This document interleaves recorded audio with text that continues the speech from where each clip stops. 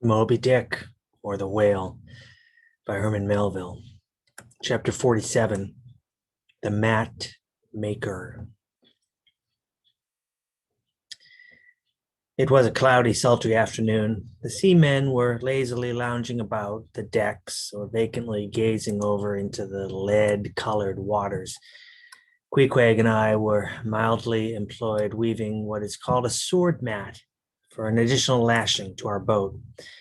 So still and subdued, and yet somehow preluding, was all the scene, and such an incantation of reverie lurked in the air that each silent sailor seemed resolved into his own invisible self.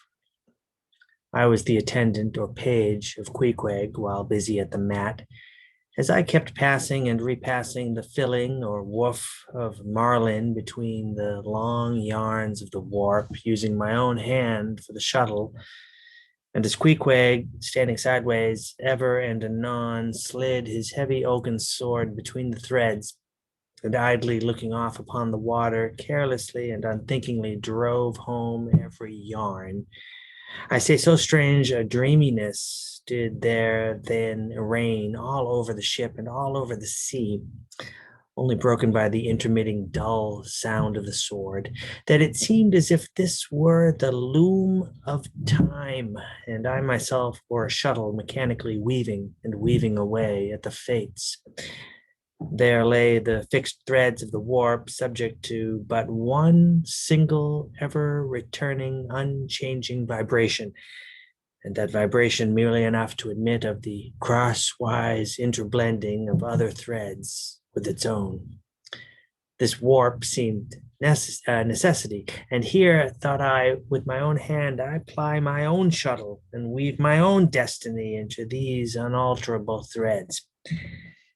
Meantime, Queequeg's impulsive, indifferent sword, sometimes hitting the woof slantingly or crookedly or strongly or weakly, as the case might be, and by this difference in the concluding blow, producing a corresponding contrast in the final aspect of the completed fabric.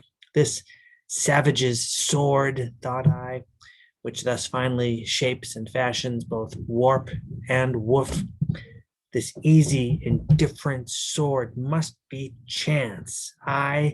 Chance, free will, and necessity, nowise incompatible, all interweavingly working together. The straight warp of necessity, not to be swerved from its ultimate course, its every alternating vibration, indeed, only tending to that. Free will, still free to ply her shuttle between given threads, and chance, though restrained in its play within the right lines of necessity, and sideways in its motions, directed by free will, though thus prescribed to by both. Chance by turns rules either, and has the last featuring blow at events. Thus we were weaving and weaving away when I started at a sound so strange, long drawn, and musically wild and unearthly, that the ball of free will dropped from my hand, and I stood gazing up at the clouds, whence that voice dropped like a wing. High aloft in the cross trees was that mad, gay header, Tashtego. His body was reaching eagerly forward, his hand stretched out like a wand, and at brief, sudden intervals he continued his cries.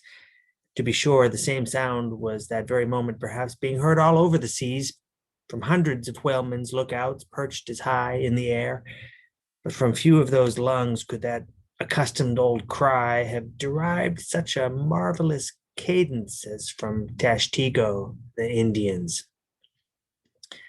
As he stood hovering over you, half suspended in air, so wildly and eagerly peering towards the horizon, you would have thought him some prophet or seer beholding the shadows of fate, and by those wild cries announcing their coming. There she blows, there she blows, she blows. Where away? On the lee beam, about 2 miles off, a school of them.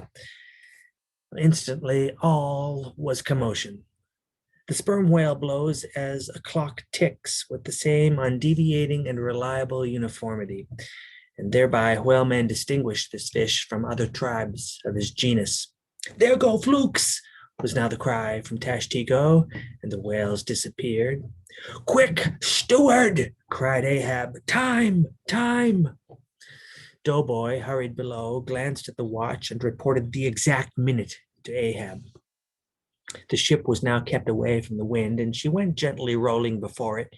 Tashtego reporting that the whales had gone down, heading to leeward.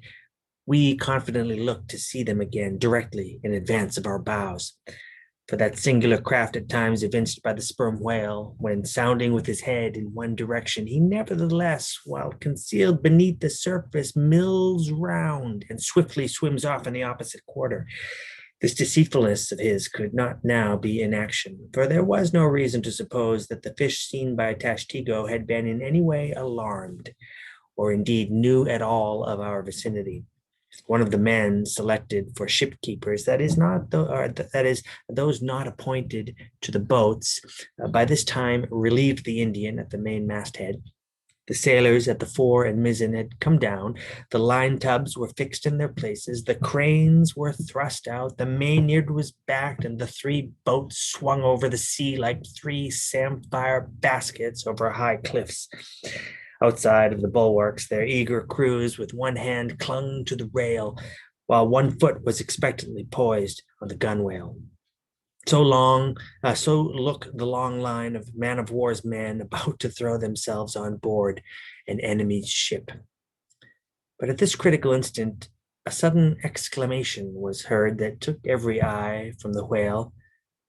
With a start, all glared at dark Ahab, who was surrounded by 5 dusky phantoms that seemed fresh formed out of air.